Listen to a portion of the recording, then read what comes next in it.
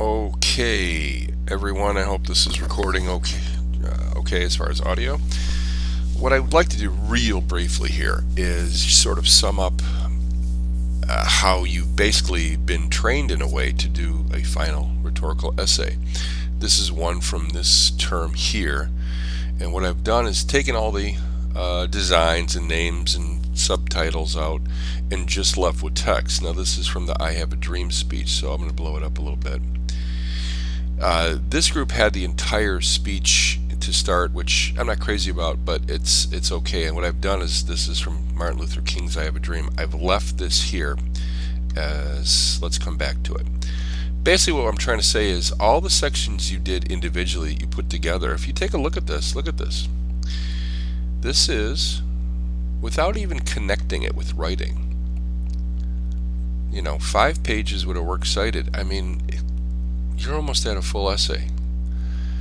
If you understand now that you've had a month working on your own, but in a sense you've been trained to see all the different parts that go in, here as a team we have what could be a full essay.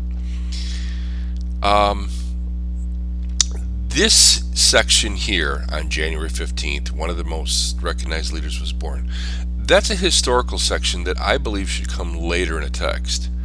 When I scroll down here and I take a look at something that was written for one of the other sections, this right here, if you look at this, to me this is a perfect introduction. So I guess what I'm trying to say is, imagine, if you will, that you have all these little parts of an essay and they are scattered, and now you put the puzzle together. It's an odd way to write, I admit it, and I've shown you in class sometimes I leave these blanks, but in effect it's the same way. So I would take this personally, I get it to work, and cut it, and then I would say, okay, let's start up here, start at the beginning, and I'm gonna do, name. Oh, I don't like doing all that stuff. We got the whole formatting thing. Let's skip it for now. You know the drill. I want to show you the content, title, and all that.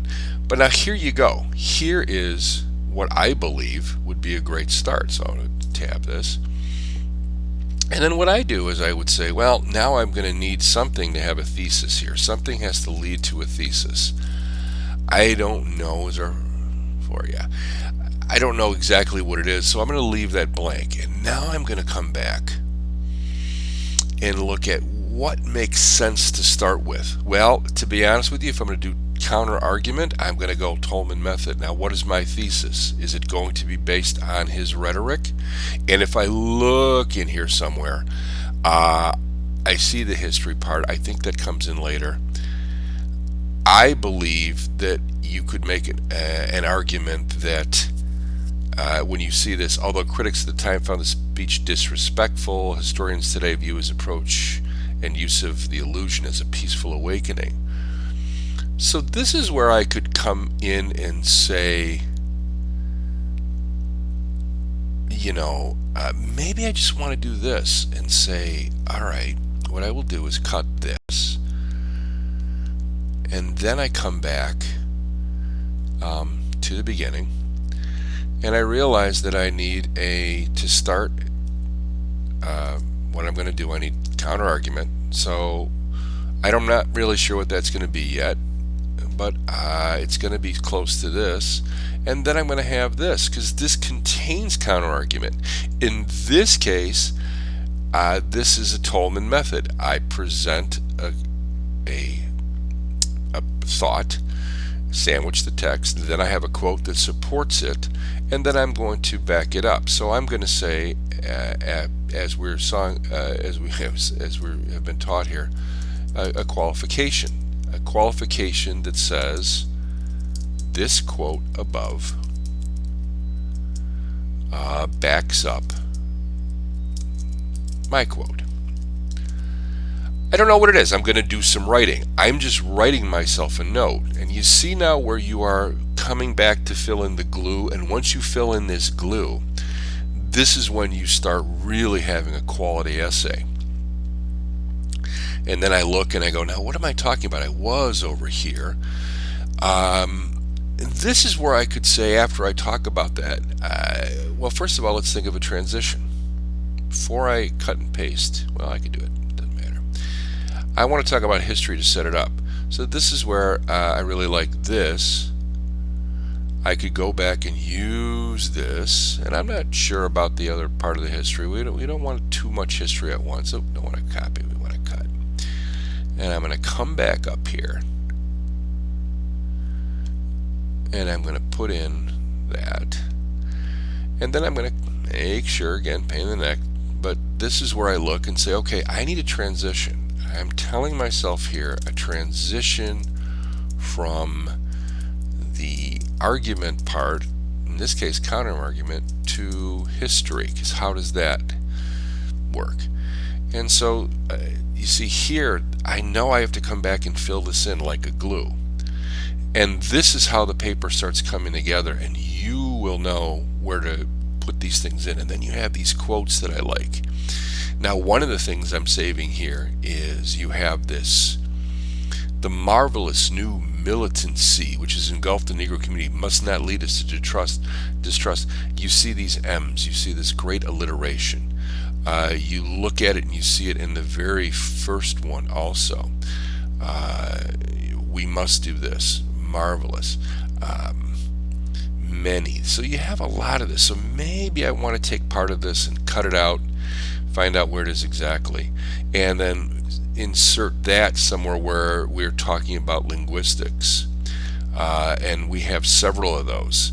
This group here, the person that did the rhetorical analysis and the person that did the outside analysis, did very similar work, and it was great. So you could take and cut and paste and put that in there, and then take part of the speech and you combine it. And again, I don't know the formula. There isn't really exactly A then D then C. But when you're all done, my point of this whole little video is to say, once you fill in these transitions and then add another counter argument and maybe add another quote and come back to it, once you are all done, you're going to wind up with 8-9 pages. And then you're going to come back and say, now I know how to write that thesis and finish up that introduction really nice because I know how it's going to go. And then, of course, come and go, I'm going to give a little conclusion. This is how 9 pages form. And then you go, holy cow, Deborah was right. How the heck do I get this down to, 6 pages for an assignment? So this is how you do it, and I hope this helps. The one thing I want to leave you with, the last lesson, if I may, is that, and I'll go on here and I can add a little so you can see me. I guess we could do that wherever this is, somewhere.